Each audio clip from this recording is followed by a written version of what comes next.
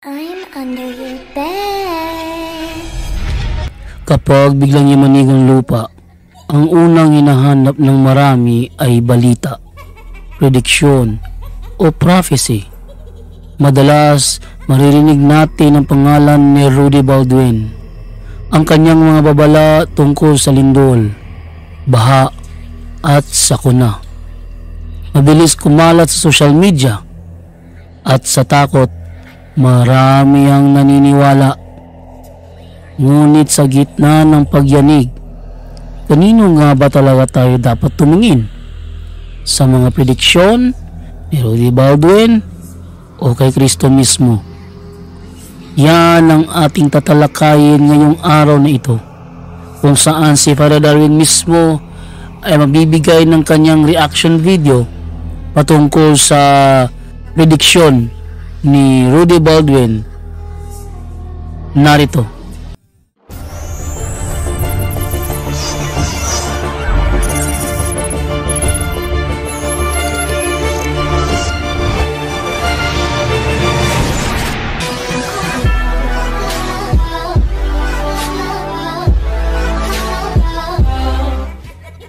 Noong nangyaring lindol noong October 10, merong post na nasasabi, "Grabe, kinilabutan ako.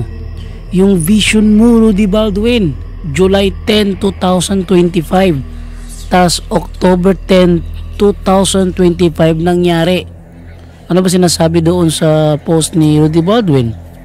Yung July 10, 2025, Surigao, Cebu, Davao, Jensan, Zamboanga Vision. Ito ang mga lugar na nakita ko sa vision ko na magkaroon ng malakas na lindol. Malakas ito, damay ang mga kalapit na lugar nito. Mangyari ito sa magkaibang araw, ngunit ito ang mga lugar na kung saan di lang isang beses na nakita ko na magkalindol. May lindol na may pinsala ang dulot nito. Dahil sa malakas na pagyanig, Luzon, Visayas o Mindanao man, halos makaranas na ng paulit-ulit na lindol sa iba't ibang mga araw. Ito yung isa sa mga post ni Rudy Baldwin noong July 10. At ngayon, ating pakinggan ang reaksyon ni Father Darwin patungkol sa bagay na ito. Hello mga kapatid, magandang gabi po at mag-live tayo at basta may lindol, lalabas si Rudy Baldwin sa mga Facebook natin. So pag-usapan natin itong mga psychic power mga kapatid. Dahil marami sa atin, hindi natin namamalayan, kailangan yung kapangyarihan natin galing sa Panginoon, no? At about fortune telling, it is a pagan practices. By the way mga kapatid, yung mga panghuhula, tingnan natin yung banal na kasulatan, no? Para meron tayong basihan, para makita ninyo na hindi ito basta-basta. Basahin muna natin dito muna tayo sa Biblia para mag-guided tayo. Dahil marami sa atin madali mapaniwala.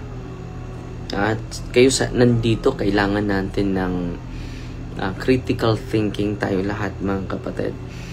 Para maiwasan natin na madali tayong maloko. Dahil madali tayong mapaniwala mga kapatid. And then, yan na ang basihan at batayan natin sa ating pagpatuloy.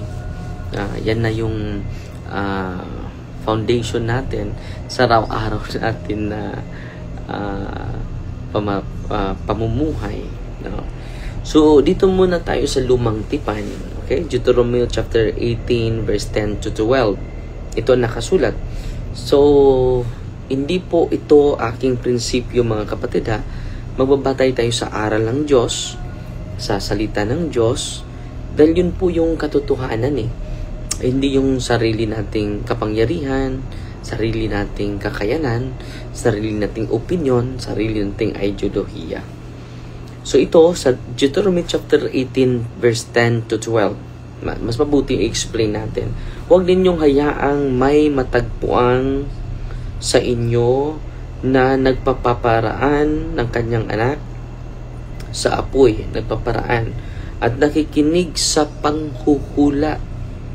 Di ba? Mahilig tayo sa, ano kaya ang hula niya? Ano ngayon? No. Panghuhula, nakikinig sa panghuhula o manggagaway or inkantador o manggagamit ng mahika o manggagayuma o lumay, no? O mga espiritista or nakikipag-ugnay sa mga patay, mga espiritista, sapagkat sinumang gumagawa ng mga bagay na ito ay kasuklam-suklam sa Panginoon. So hindi po ito nagustuhan ng ating Panginoon, ha? Nandyan yan sa banal na kasulatan. And then punta naman tayo sa Leviticus chapter 19 verse 29.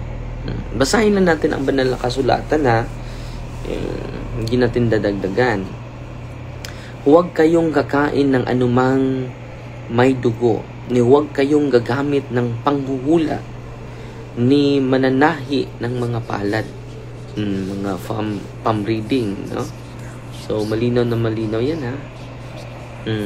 Ye shall not eat anything with the blood, neither shall ye use enchantment, nor observe times.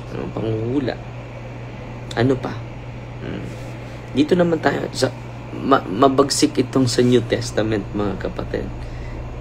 Ipaalala ko sa inyo, ha. Do not turn to mediums or seek out spiritists, for you will be defiled by them. I am the Lord your God. Malinaw na malinaw yan sa Leviticus chapter 19 verse 31.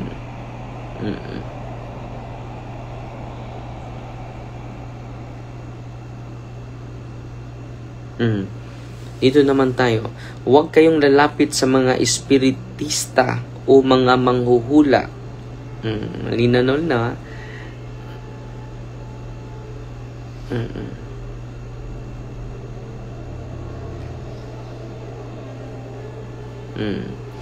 Kayo'y magiging marumi sa kanila. Ako ang Panginoon, ninyong Diyos. So malinaw na malinaw yan, ha. So ngayon dito tayo sa sa Acts of the Apostles. Babasahin natin. Ito po ay malaking tulong sa atin para ma-widen natin at sino yung paniniwalaan natin.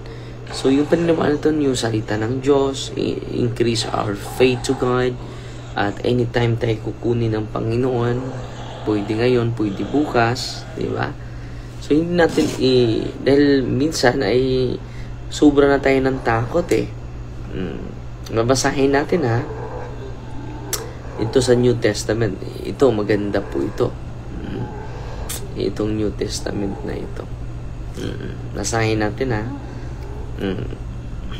Acts of the Apostles chapter 16 verses 16 to 18.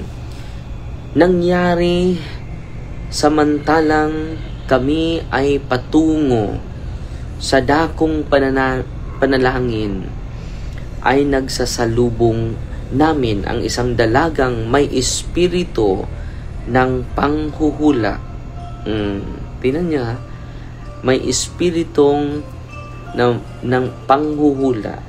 Siya'y kumikita ng malaki para sa kaniyang mga amo sa pamagitan ng panghuhula. Sinundan kami ni Pablo at ng iba pa, at siya'y sumigaw. Ang mga taong ito ay lingkod ng kataas-taasang Diyos na nagpapahayag sa inyo ng daan ng kaligtasan. Parang nag-affirm pa siya kay San Pablo at sa kasamahan ni San Pablo na sila ay lingkod ng Diyos. No? Itong dalagang babaeng ito, may espiritu ng panghuhula. Okay. Ito'y kanyang ginagawa sa maraming araw. Ngunit si Pablo yamang nainis, nagalit na si San Pablo, ay bumaling at sinabi sa espiritu, inuutos ko sa iyo sa pangalan ni Jesucristo na lumabas ka sa kanya, at lumabas ito sa oras na iyon. So, demonyo pala yun, no? Ang nagbigay sa kanya ng kapangyarihan. Okay? So, dapat yan ma-renounce, mga kapatid. Dahil kapag hindi yan ma-renounce, hanggang 4th generation ang magdusa. Maraming mga sakit na walang findings ng doktor until 4th generation po. So, kailangan ma-renounce sa proper renouncement po. Lalo-lalo na sa mga albularyo po na meron tayong pasyente, alam nyo, ito po at sana po ay ipatuloy natin yung pagpalayas ng demonyo sa ito. Inuutos ko sa iyo sa pangalan ni Jesucristo na lumabas ka sa kanya, at ito'y lumabas ng oras ding yaon. Ngunit nang makita ng kanyang mga Panginoon, yung kanyang amo, ng oras na nawala na ang pag-asa nilang pagkakitaan, sila'y sihuli kay Pablo at Silas at kinaladkad sila sa pamilihang dako sa harap ng mga pinuno. So, ano nangyari nila Pablo? Pinipersecute sila dahil sa kultistang babae. Nagalit. So, hindi ito basta-basta, mga kapatid. Sinasabi lang natin yung katotohanan. Okay? At ano pa yung sabi ng mga santo patungkol dito, mga kapatid? May ni-research tayo dito.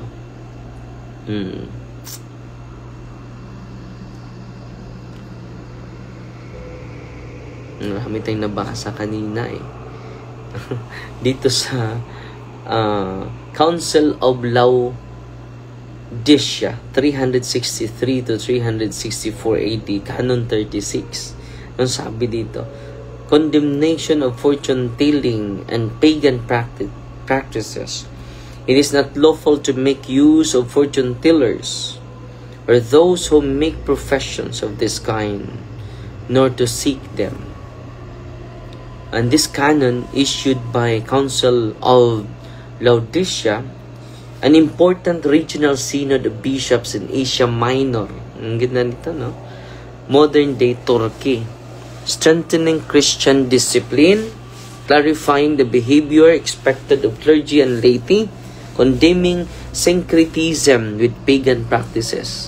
So, kinukondem po yung syncretism. Ano yung syncretism? Ihalo mo yung Kristiyano at hindi Kristiyano. Yan po yung syncretism. Directly prohibits Christian, both clergy and lay people, for seeking out fortune tellers, astrologers, and similar practitioners who were widespread in the pagan world at that time. So, malinaw na malinaw pinagbabawal yan sa taong 300th century pa sa Council of Laodicea. Ang ganda, no?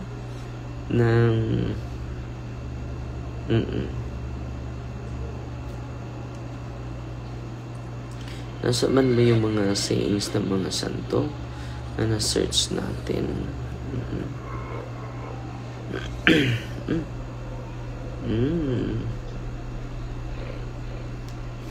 So, yan po, may babae na lumapit sa atin, mga kapatid. And then, yung lulon niya ay grabe, makapanghula sa future. At alam niya, example, ikaw, malapit ka na mamatay. Alam niya, no? may pangitain siya na itong taong ito malapit na mamatay. Susunod araw, mamatay talaga. Alam niya na may lindol, psychic power. Alam niya may guguho ng gusali. Alam niya. Alam niya. So, psychic power po. At dito sa exorcism, yung mga psychic power kailangan i-renounce. Dapat i-renounce. No? I renounce psychic abilities. I renounce unholy consecration from occult practices done to me at any time in my life, whether willingly or through ignorance. I-renounce natin yan. I renounce all curiosities I may have had with the occult and New Age, and my desire to obtain supernatural power for whatever purpose I imagine. I-renounce pa din yung extraordinary gifts. Yung healing, prophecy, vision, speaking in tongues, i-renounce din. No? So, Father, wala pa ni surrender. Hindi yun mag-surrender dahil may kapangyarihan eh. So, yung mga pasyente natin ng mga albularyo, mahirapan sila mag-surrender. Dahil, unang-una, very attractive yun na may kapangyarihan ka, di ba? At hindi niya kayang i-surrender. So, i-renounce yan. Yung mga occult, psychic power should be renounced properly. At hindi natin alam na yung mga divination natin ay maka-apekto sa mga, kaya nga yung mga na-possess dito, yung mga na-oppress, kalimitan nila ay may psychic power. At malinaw mga kapatid dito the seeking of knowledge of future or hidden things, including the past events by inadequate means, is divination. So yung divination ay panghuhula. Alam natin ano nang nangyari sa paligid na ito, na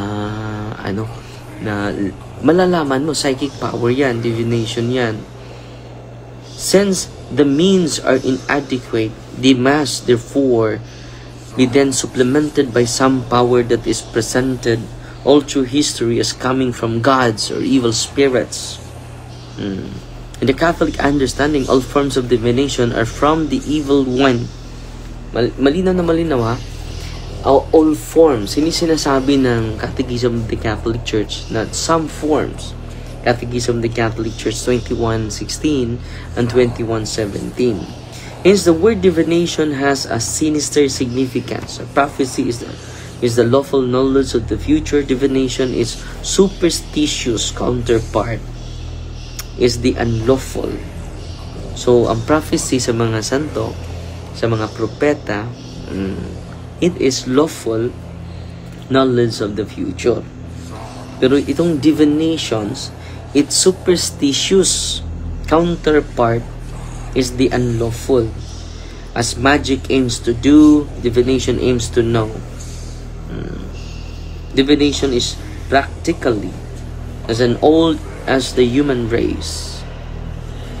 It is found in every age and country. In the Philippines, among the commonly recognized practitioners of divination, including mantatawas. Mantatawas pala itong augurers and necromancers, manghuhula, fortune tellers, espiritista, mediums of spirit channelers, and the water witch. Everywhere divination flourished, and nowhere, even today, is it completely neglected. So meron type of divination, natural, untaught, and skilled, including those who are born with it, already developed, manifested through dreams and oracles, in which the diviner was a passive subject of inspiration, and the prediction that from the power supposed to be then there within him. So, dito mga kapatid, yung divination, minsan ay untaught and unskilled dahil sa katulad ni Ate Christy, no? Hindi naman siya nag-aaral ng magic dahil yung lolo niya ay magician. Magpakita sa kanya yung spirit at siya yung tinutorture hanggang sa awan ng Diyos na libre, pero nabalikan siya ngayon dahil nakahawak siya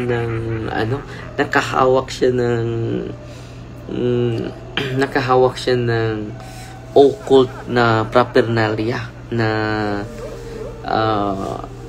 nasurenderan sa kanya. So yan ang nangyari sa kanya, mga kapatid, pero malaki na yung improvement niya, mga kapatid. So untaught and unskilled. Meron ding artificial. Sabi ni Father Kabating, there are those who claim that being born with this ability is a divine gift. Akala niya na divine gift po ito.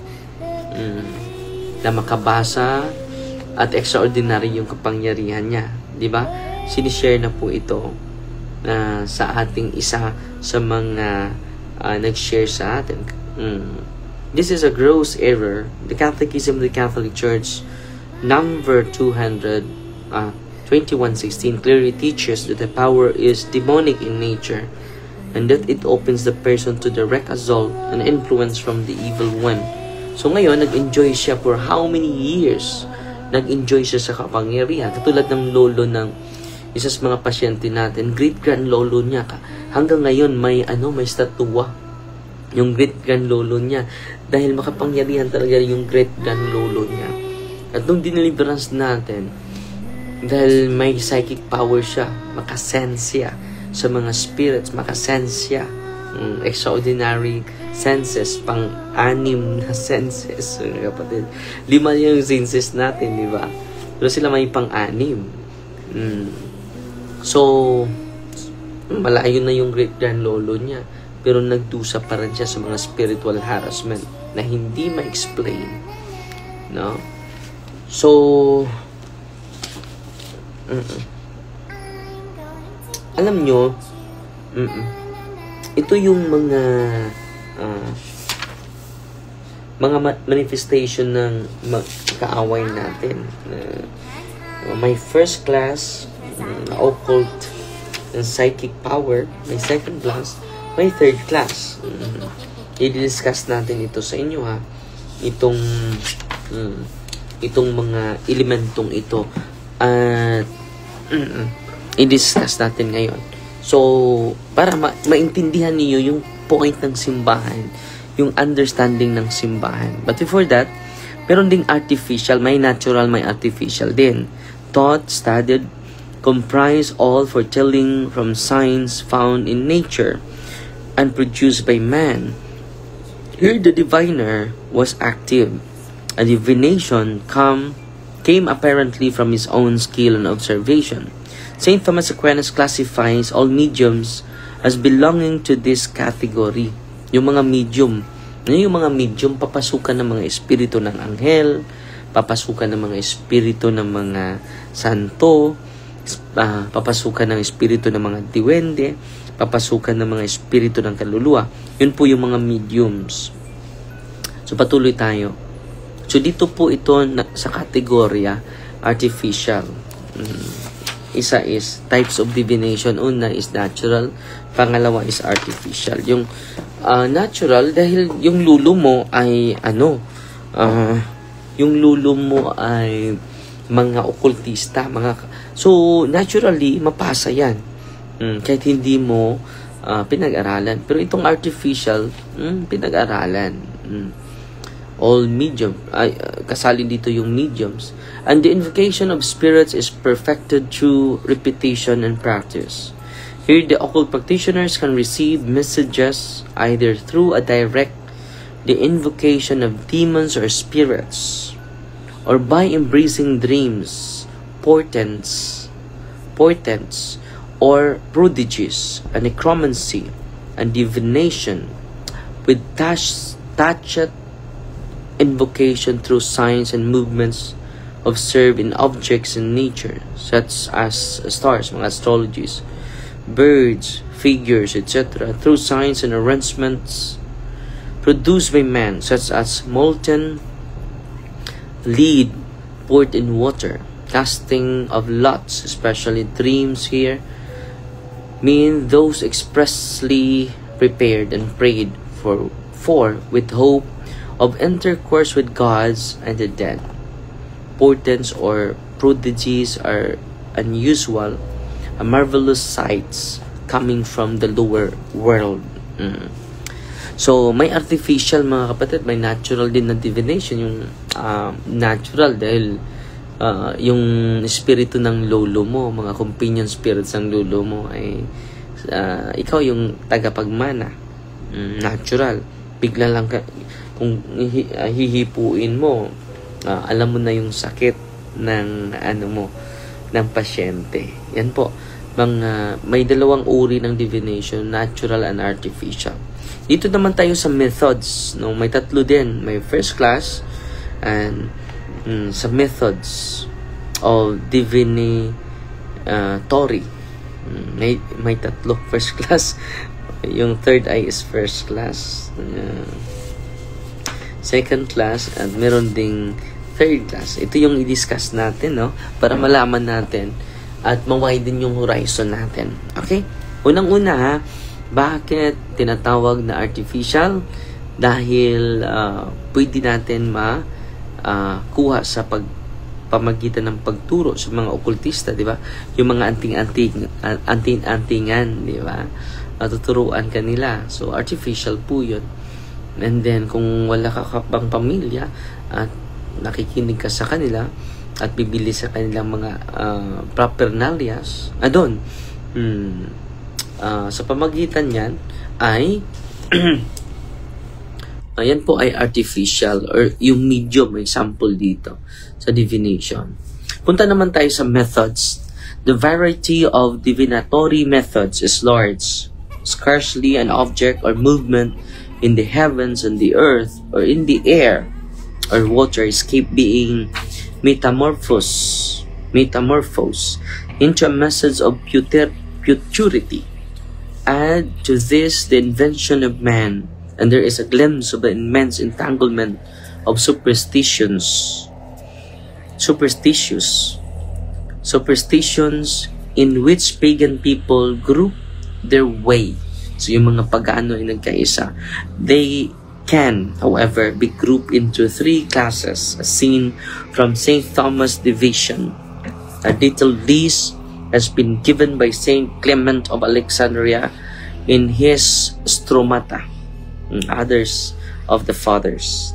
Under the first class of divination or method, ito po, express invocation of powers other than that of God. They include divination by dreams. Ano yung panaginip mo? So, pwede nila i-interpret yung dreams. Necromancy, by so-called apparition of the dead or spiritism, including the conjuring of the dead through the Kaya board, apparition of various kinds, which may be either external or in the imagination. So, first class po ito na first class of divination. Una, so divination by dreams. Pangalawa, divination by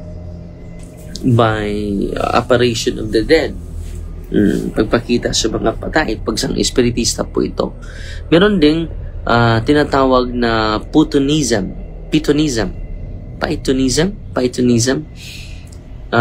By possessed persons or those who are in trance-like state as the Delphic Pythoness. So, yung mawala siya sa sarili na, then parang trance, no, lumitaw na, no, so unconscious na. Hydromancy, by signs in water, including dowsing or water divining. So, pwede din sila gagamit ng tubig, no? Grabe.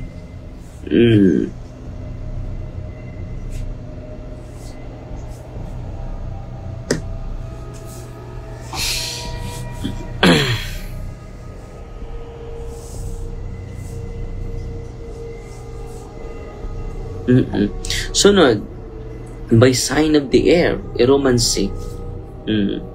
Geomancy, by signs of terrestrial substances, including feng shui, which seeks to manipulate the flow and direction of energy based on aesthetics, location, and position of objects and buildings. Arus, pitches, by signs of entrails of victims. No? At itong occult third eye falls into this category, mga psychic ability, no? As it is directly linked with the capacity to communicate with the preternatural realm,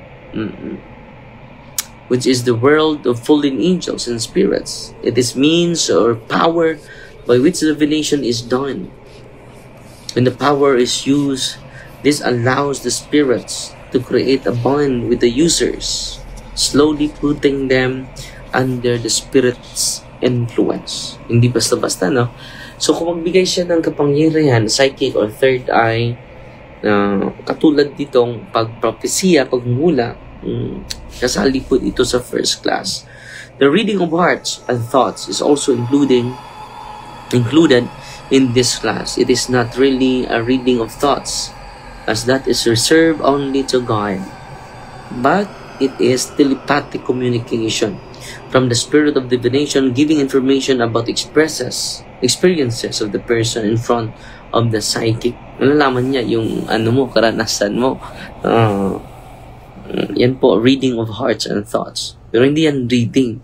It is a telepathic communication from the spirit of divination, giving information about experiences of the person in front of the psychic. In this case, this becomes an occult or hidden knowledge. When a person has this psychic capacity, then the control of the spirit of divination is fairly advanced. So, hindi na ito basta-basta. Marami tayong pasyente, mga kapatid. No? Katulad ni Ate Christy, malalaman niya yung mga kasalanan ng mga tao. Grabe yung psychic power niya. Makipag-usap siya sa mga psychic. Kahit wala dito, makausap niya. No? Tinatawag yang telepathic communication. Through the spirit, or from the spirit of divination, giving information. Yung espiritu, yung abyan niya, nagbigay sa kanya ng information. The diviner for either water or treasure is likewise considered as using occult powers under this category, as long as there is no solid scientific basis on how the person is highly sensitive to the presence of these elements. Example, no? Makita mo yung tubig, no, sa ilalim. Dito, ihukay mo dito. Alam ko na maraming tubig dyan. Without using scientific means. O treasure, makikita niya. O, dito. Dapat pag-offer tayo, ha. Nandito maraming mga treasure dito. At the diviner, first class pala yan, psychic power pala yan. Okay.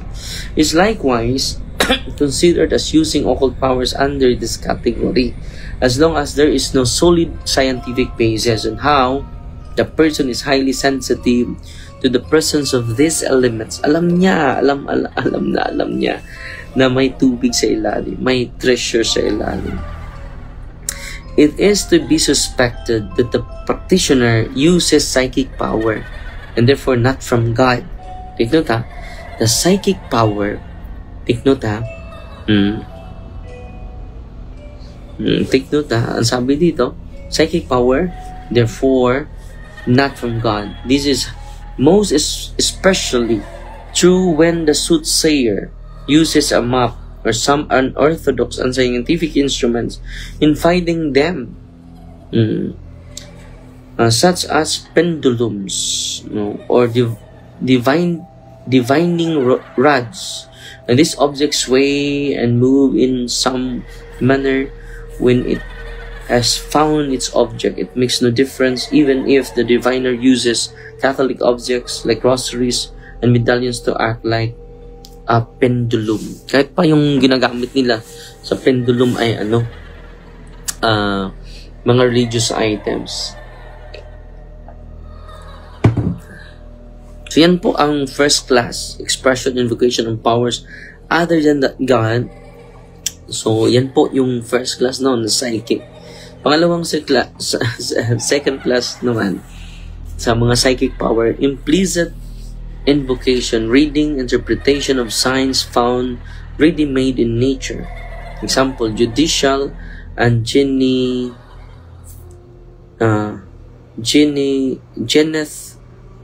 astrology, which is the interpretation of destiny based on the position of heavenly bodies. Mga astrologies, no? Nagbabase lang sa mga stars. Augury, which is divination by the reading of omens, giving an interpretation from something that is casual, like those of the birds, covering prediction to their mode of acting, feeding, flying, and also the neighing of horses and sneezing of men, etc., which as it comprises all fortune telling by signs, by omens, when chance words are turned into signs. So gagamitin nila yung mga mga animals na sign na po yun, at marami na silang mga interpretation doon. Second class po ito. Yung psychic is first class po yan na divination. Okay? It is not from God. Horoscopes. Chichromancy, a palm reading when the lines of the hand are read and many similar modes. So, palm reading sa second class yan, sa psychic power. Horoscopes fall under this category as they interpret the position of celestial bodies like planets, stars, constellations to determine the future of people born under the certain signs. So, horoscopes.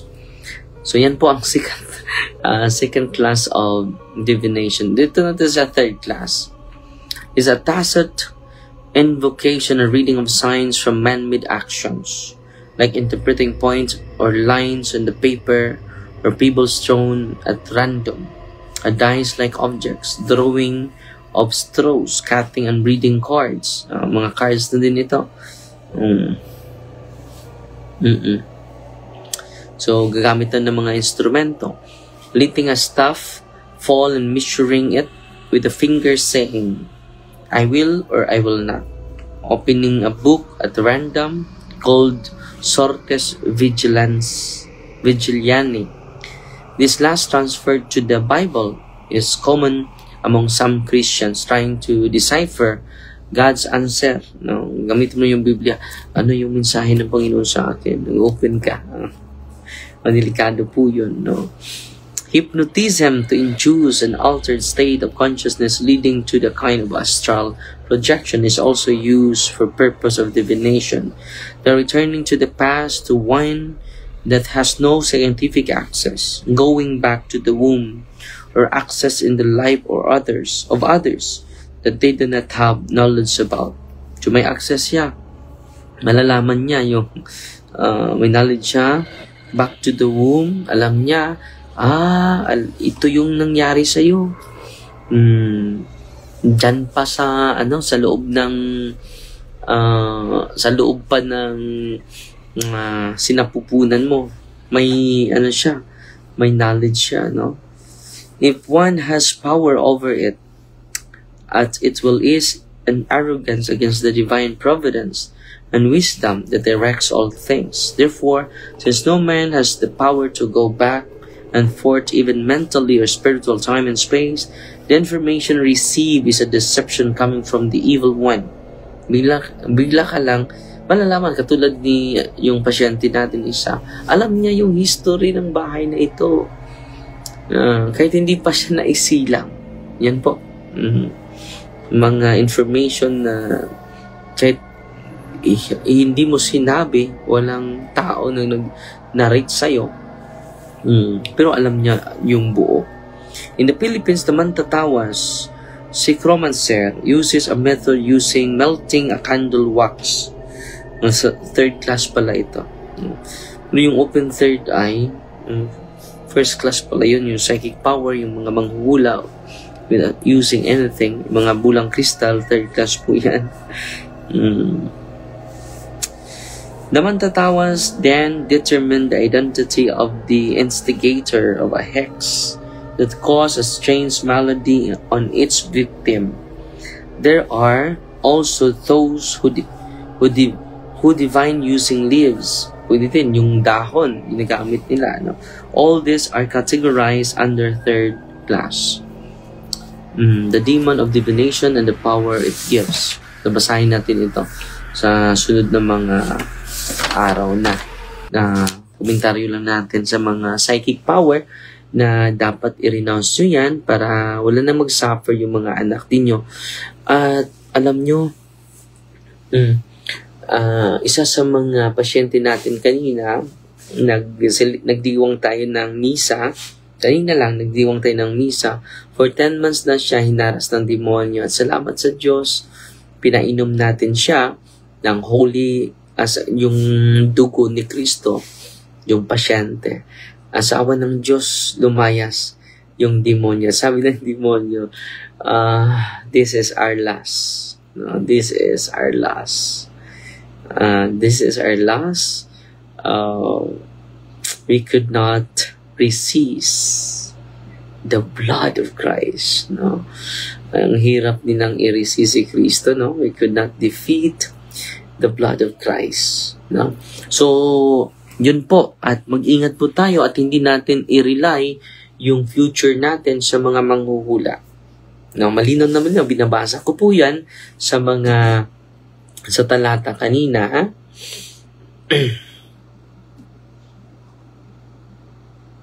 Hindi ko na-save yung mga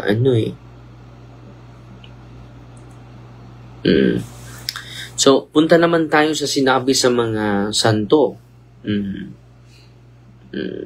Sa mga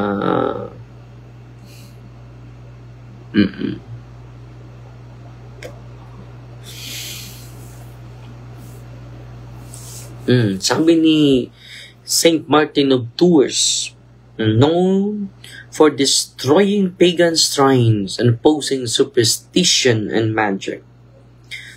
Saint Benedict naman, face and overcome demonic forces and occult powers through prayer and holiness. Sinaalay natin yung mga sacrament at kita ninyo, maraming na-converted. Yun ang pinaka-essential, no?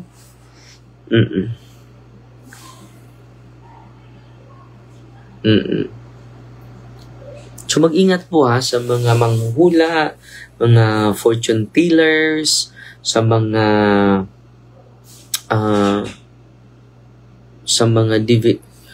ng mga divination, sa mga albularyo, mag-ingat po. Ito po ay paalala ko sa inyo para it is a spiritual risk, mga kapatid. Base sa real experience natin at base din sa tunay na aral ng ating simbahan. Okay? Sabi dito, all forms of divination are to be rejected. They contradict the honor, respect, and loving fear that we owe to God alone. Okay? Punta naman tayo sa mga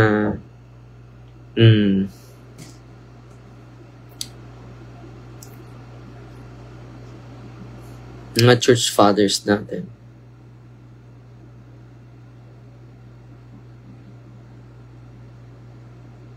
Anong sabi niya dito, mga kapatid? Na mag-guided po tayo. Divination is evil, demonic, and absolutely forbidden for Christians. Malinaw na malinaw yan. Sabi ni St. Augustine, demons are the authors and arbiters of these delusions. The demons, by means of those whom Scripture calls enchanters and diviners, try to ensnare the souls of men. So, galing sa demonyo talaga. St. Augustine of Hippo yan, 4th century.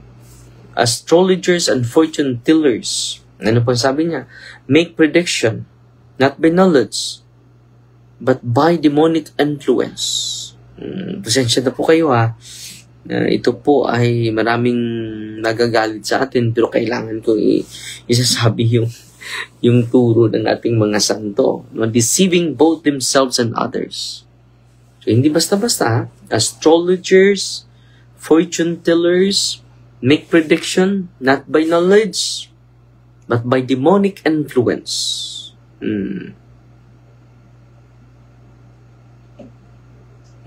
Na ako experience sa albularyo, Father, kalitan kog halok.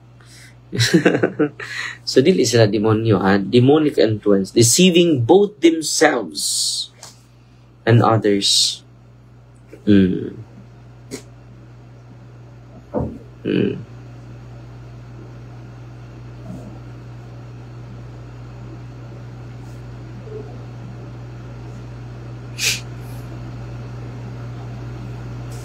So, pa ilang ingon. Ito, may sinasabi pa si ano. Maganda to. Pero sagot natin ito sa pari na dumaan sa albularyo.